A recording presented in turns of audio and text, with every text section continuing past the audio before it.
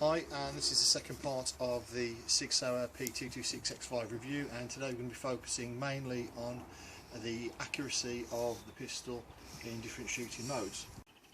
Okay, so I've loaded the pistol. It's got a fresh C02 cartridge in.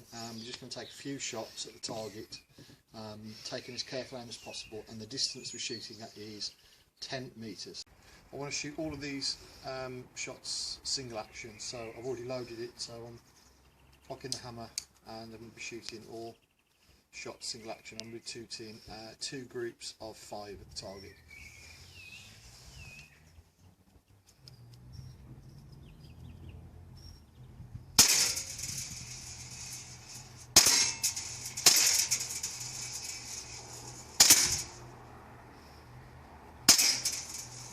That's my first group. Now I'm going to shoot the second group.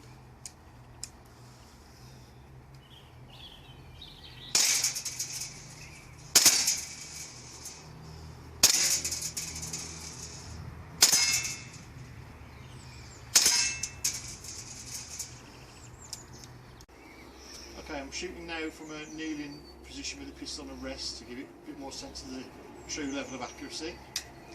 Again, 5 shots.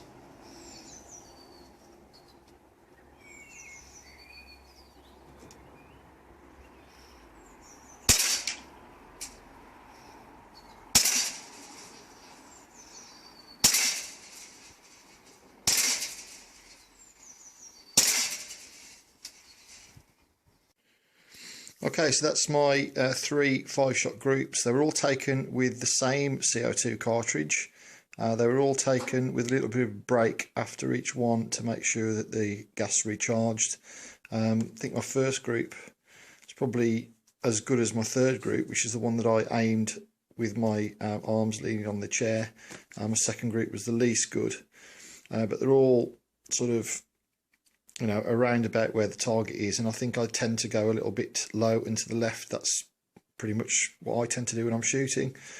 Not sure how much of that is down to the pistol. Would have to compare it against another pistol, but reasonable groupings for this sort of. Okay, I just had a couple of issues when I was just shooting.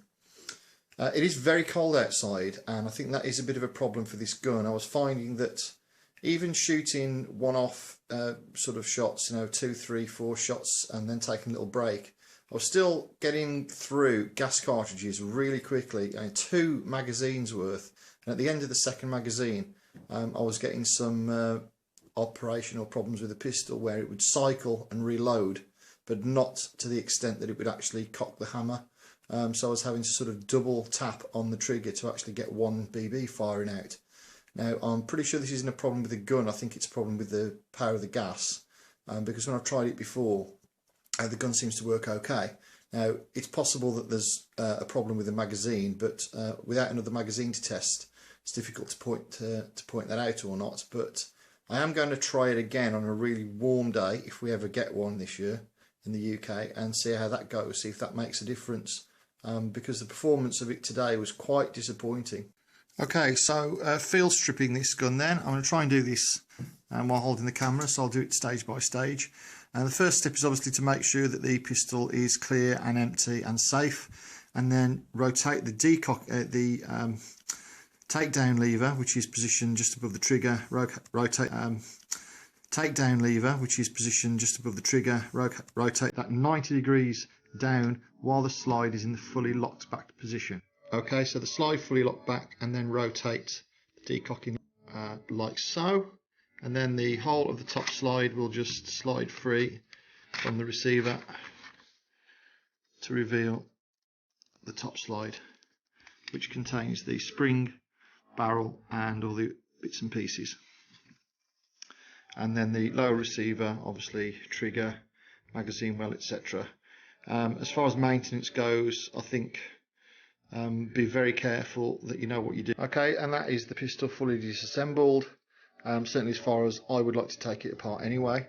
Now there is a thing on the box that says that this little device in here has a little wheel which goes there, which is for adjusting the hop up. I don't think that's present on the 4.5mm version, or the 4.5mm 177 Steel BB version.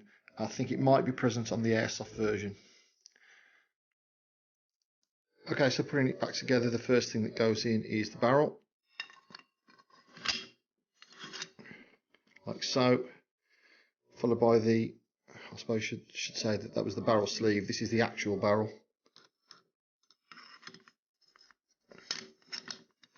like so, and then finally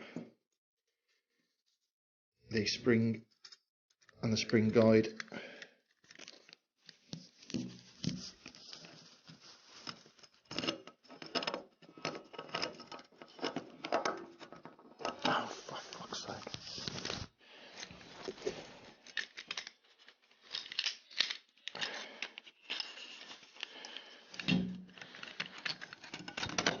Come on, you fucking thing.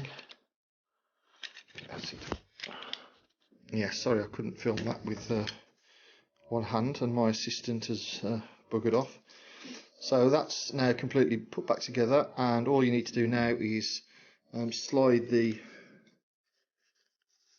frame back onto the receiver, which is also going to be impossible while I'm holding the camera. Okay, so it just slides back on, like so.